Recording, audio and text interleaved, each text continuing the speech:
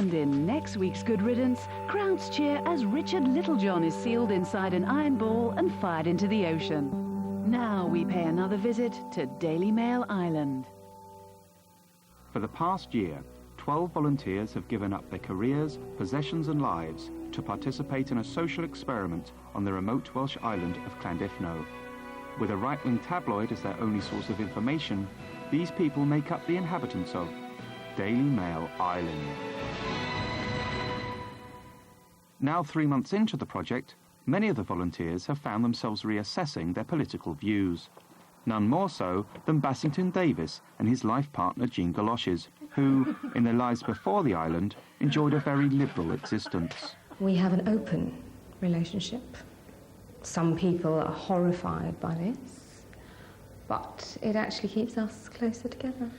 Now, after 60 days of reading the Daily Mail, the pair have changed beyond all recognition. The way Ali dresses is disgraceful. To be honest, dressing like that, she's practically asking for it. That woman dresses like a whore. A disgusting, foreign whore.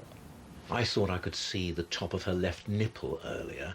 I had to stand on a chair, to be sure. And there it was. Absolutely shameful behaviour. But worse is to come. On Thursday, Jean catches her 16-year-old daughter Sarah masturbating. I heard some noises from inside her room. And I walked in, and there she was, just debasing everything with her fingers. Following a crisis meeting, the islanders decide to put Sarah on trial. Bassington appoints himself judge. Sarah Galoshes, you are accused of manipulating your own genitalia in a bid to achieve orgasm. I have to say this is one of the foulest crimes I have ever encountered during my 2-hour tenure as Justice of the Peace. Yet despite the appalling nature of your misdoings, you will be granted a fair trial. Have you anything to say, you filthy little cow? That concludes the case for the defense. Bassington's prosecution requires Sarah to perform a full recreation of the incident in front of the courtroom.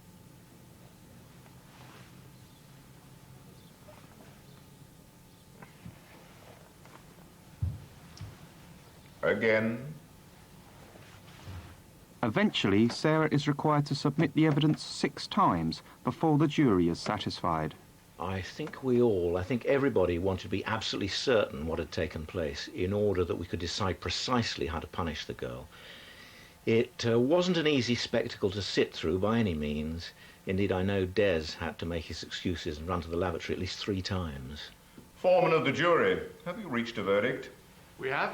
How do you find the dirty little wretch? Guilty. Sarah Galoshes, you have committed a wicked act that can only be rectified by the imposition of another wickeder act.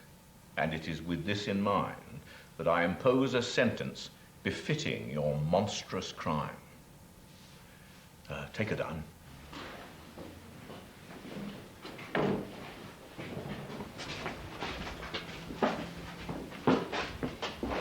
Bye, love. Yes, bye, love. You have to clamp down on this kind of thing because it spreads, you see. I'll be keeping a close eye on Ali, just in case she starts trying any of this masturbating business. I've taken the precaution of drilling a spy hole in her bedroom wall, so rest assured, if she does start caressing her own sex in the middle of the night, the eyes of justice will be watching.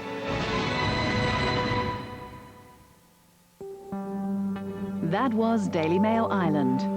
Now on TV Go Home, a question of Sp-ow.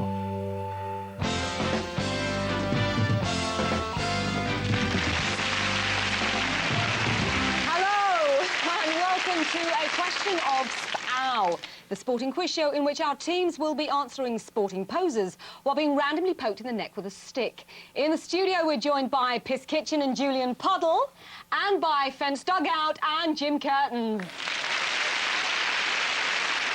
Right, let's get on with our first round, and this is for both teams. So take a look at your monitors and tell me who is being interrogated.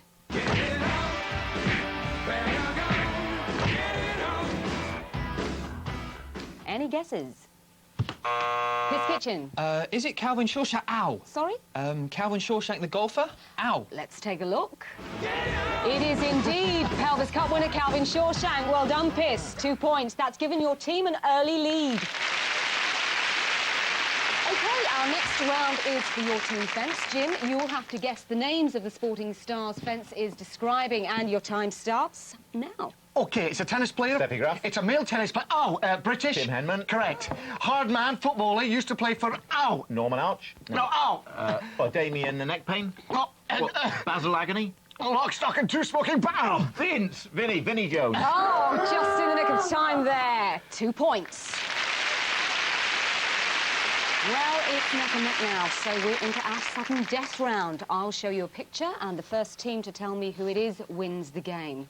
Ready? Here it is. Is it the Epcot Centre? Ow, the Epcot Centre in Disney World, Florida.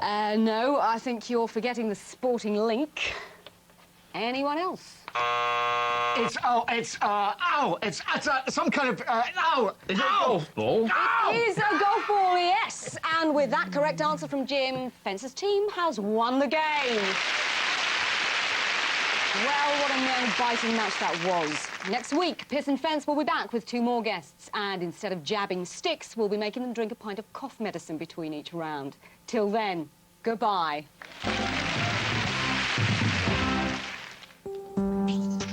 Over on TV Go Home 2 tonight, an evening of programmes devoted to sudden cranial injury in Unexpected Head Wound Night. At 7, Mark Jeffries runs amok with a cricket bat in Bus Stop Blackout. At 8, Door Collision the movie. And at 10, an apocalyptic nightmare in The Day It Rained Hammers.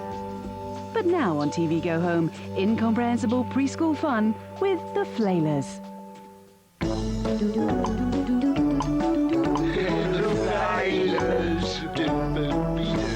The Flailers.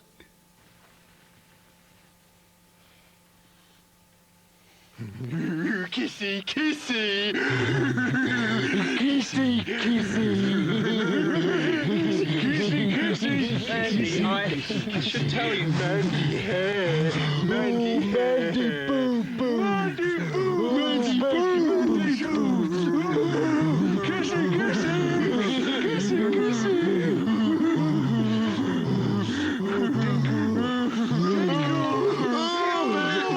Tinkle face. Tinkle face. Gooly cake. Gooly cake. Gooly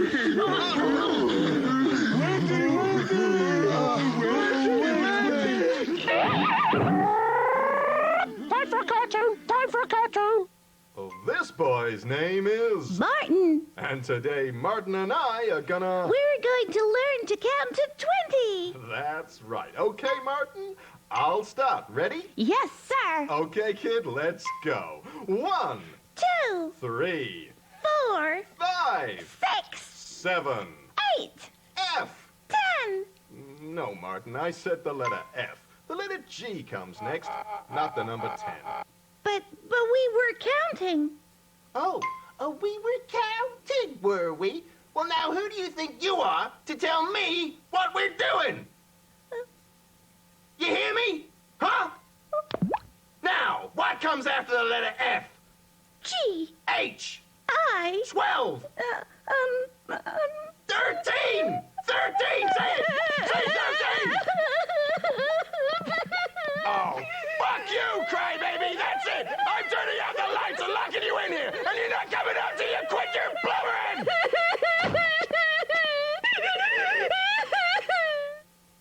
Thanks for lending me the shirt. Oh, it was the least I could do. Now, where were we?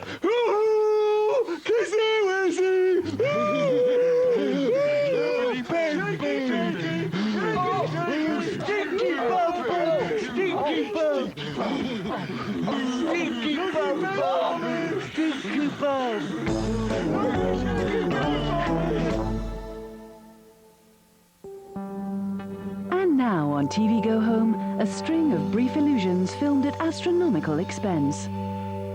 Coming up, at 10, it's spooky wooky bum time for the ghosts of Arse Castle. Then at 11, investigative reporter Ivan Kennedy goes undercover to reveal the secret world of the biscuit trade. Posing as a small shopkeeper, I arranged a meeting with a dealer who said he could supply me with biscuits. I can get you whatever you want. Bourbons, Garibaldis, even chocolate fucking digestives if you want them. Now, time for tinsel and idiocy in Scorch.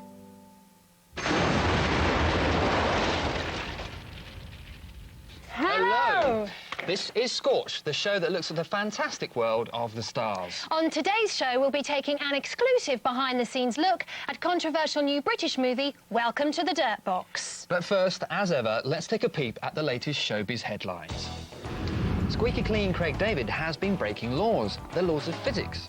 The Southampton soul man has been disregarding scientific reality by eating handfuls of thyme in his dressing room. You don't often see still drawings of bullfinches on television, until now. Say hello to Brian the Bullfinch, who's set to star in his very own digital channel, Bullfinch Doodle 24. The station will also feature curlews and starlings. The romance between Mark Jeffries and Jacqueline Bedspread is apparently off. Following months of tabloid speculation, the couple have released a joint statement blaming the pressures of preparing the statement for the split. Yeah, like, look at me, I'm crying, yeah? Boo-hoo, I'm crying, eh? Boo-hoo, boo-hoo. Oh, come on. Oh, come on, put it in. Come on. Oh, slide it in. I know you want to. He really is crazy. You had a run-in with him last week at the Pony Club, didn't you? Yeah, I did, actually. He was going around doing these Frank Spencer impressions. That's loony. That's absolutely loony. Yeah, and then he threw a shoe at a child. That's mad. A very funny man. Now, British cinema isn't all sideburns and bodkins. Catch a Brit flick these days and you're just as likely to see an overweight alcoholic beating his wife into the oblivion ward of the nearest hospital. Here's Duncan Noose with a report. Lights, camera, action! Bastard. That's what you are. Bastard. Bastard, am I, eh? A bastard! You are a bastard. A bastard. I'm on the set of Welcome to the Dirt Box, a gritty tale of domestic violence and drug abuse set in a decaying inner Southampton slum. In order to recreate the grinding squalor of a rundown estate, the actors are shooting their scenes in front of a blue screen. State-of-the-art computer effects will then paint in a grimy council flat around them. I've spent a lot of time painting bloodstains on the walls, and I've been building these kind of computerized little cockroaches to crawl across the floor. It's kind of neat. This here is a scene in which Dave, he's the alcoholic father, Dave discovers that his wife has been doing junk, and he's chasing around the table waving a chair leg, hollering, "I'm gonna kill you, you freaking crack whore." In the studio, we used a tube of Pringles, but it's my job to turn that into a chair leg for the final cut.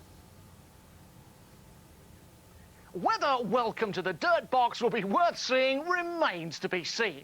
But one thing's for sure, unmissable or not, this is one British movie that's not to be missed. Now, if excuse me, I'm ready for my close-up, Mr. DeMille. Ah!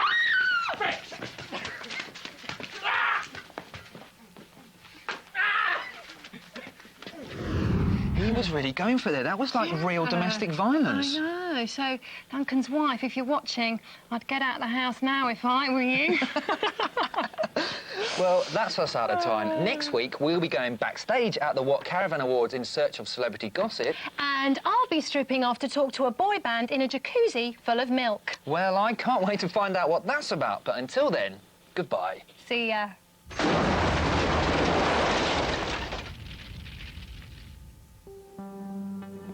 You're watching TV Go Home. And now, a sympathetic look at a troubled individual in I Am Simon Doyle. Simon Doyle is 31 years old and lives in South London. In June 1992, as part of a drunken game of dare, he had sex with a duck in a pub car park while a crowd looked on. Doyle was arrested. Coming as it did during the so-called silly season, the tabloids had a field day with the story. Overnight, Simon Doyle became a national laughingstock. Tired of the resultant threats and ridicule, Doyle became a recluse. Now, 10 years on, he's back in the community, trying to rebuild his life. This is his story.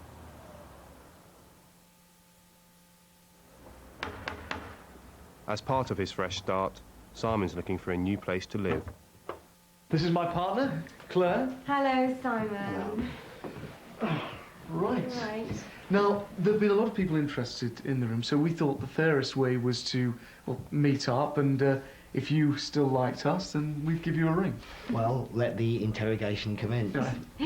So where are you staying at the moment, Simon? Oh, well, I've been away. I'm just moved to the area. Really, I'm staying with a friend on a friend's floor. You know, until I can find somewhere. It could be a real nightmare, can't it? You know, when you're. When you're what? Well, when you first moved to town. Yes. So, do you know much about Balham, Simon? Not really. I've heard it's an all right place. And you know that this is a vegetarian household? Yes, that's fine. Actually, Greg and I are vegan. Vegan, right, so... No milk, no cheese, no eggs. Sorry, eggs. Why the sudden emphasis on eggs? Eggs? So it's not a problem if you like them, it's just that vegans don't eat them. Right, fine, no eggs, I get it. So, what are you into, Simon? What do you mean, what am I into? Well, I just mean, what do you like doing? Going to the cinema, or going clubbing, or... Well, I like to, you know, all sorts, really. Nothing out of the ordinary? Then? No, nothing out of the ordinary, nothing unusual. I'm not a freak, you know, whatever you might think. Do you have a partner at the moment, A partner? Why do you say a partner? I don't know, you might be gay, or... Or what? Or I might prefer waterfowl, is that what you're trying to say? No. So, what do you do, Simon? Come off it, you know what I do, don't you? You both bloody know. Well, all right, if you want to hear me say it, yeah, I did it. I fucked a duck, okay? I pulled my pants down in a pub car park and stuck it up a mallard. I held it on the ground and rode its feathered hole, and nothing I can say will change that, so deal with it. I did it with a quack quack. I nudged me tinker up a web-footed pond lover, and yes, if you must know, I'm sorry, but it's just too late as far as you're concerned, isn't it? Of course, stupid me, stupid duck fucking me, thought that maybe, just maybe, I could leave the past behind me and start a new life, but it seems you people just never forget. I think you better... Go. Go. Is that what you mean? You think I should go? Go on. Go on. Oh, go on. Go on. Go on. Part the birdie's leggies and stick it in Duckland. Oh, that's better, isn't it? Isn't that better? Well, isn't it? Isn't that what you want? To see me squeeze it up dirty Donald's Lane? Well, all right then. Imagine this is a duck. Look at me, everybody. I'm having sex with a duck. Watch me wreck me life as I plunder its quack hole. It was 10 years ago. 10 years ago.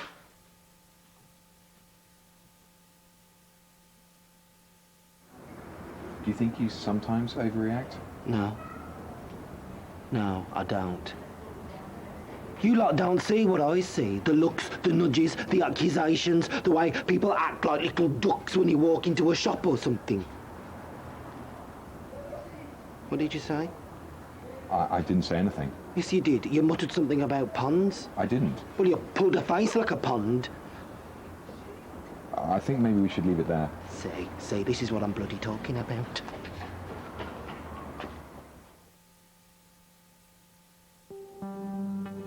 Now on TV Go Home, Victims.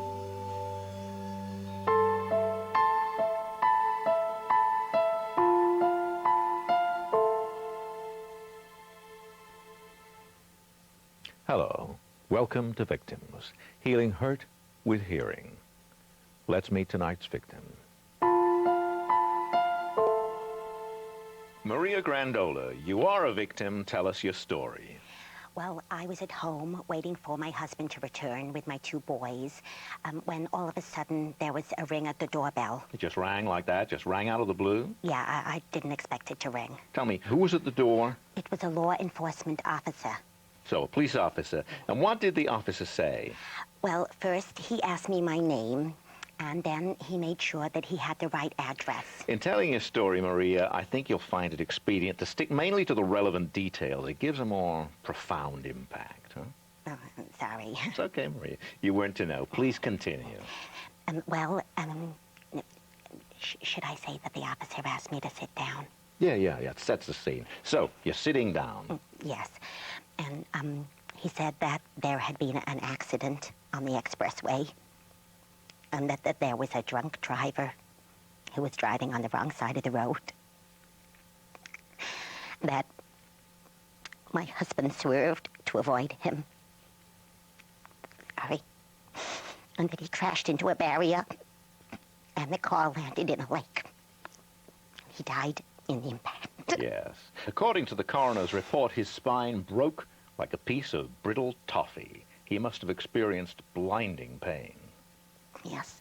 And your two little boys, what happened to them? They, I have a picture of them here, just so we could help jog your memory. They drowned. Okay. So here's your two little boys, and let's imagine that this is the water level. As it rises, this is what happened. Here's the water level here, right here. It's rising, and they're screaming, "Help, Mommy! Help, Mommy! We're frightened!"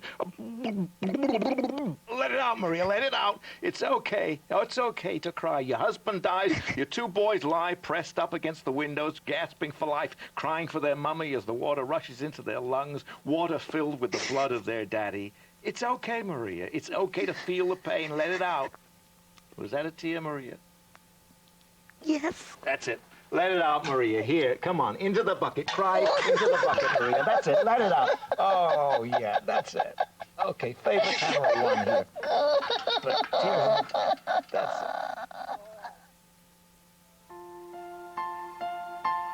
Maria Grandola has not wept in vain. We're collecting her tears and the tears of all the victims in this series and using them to fill a lake in South Dakota. Once full, our Lake of Tears will play host to water skiing holidays for underprivileged children across the nation. Together, we can turn sorrow into joy. Join us next week for more Victims.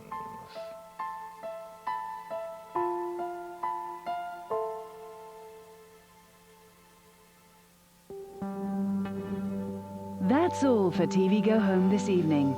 Now we hand you over to our sister channel, Puerile Paperwork 24. Good night.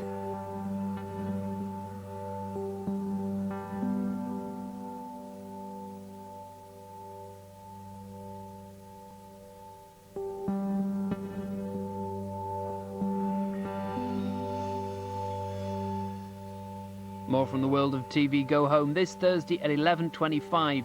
Stay with E4. Gosh, suddenly the audience figures have just gone up. Wonder why? Oh yes, Eurotrash is next.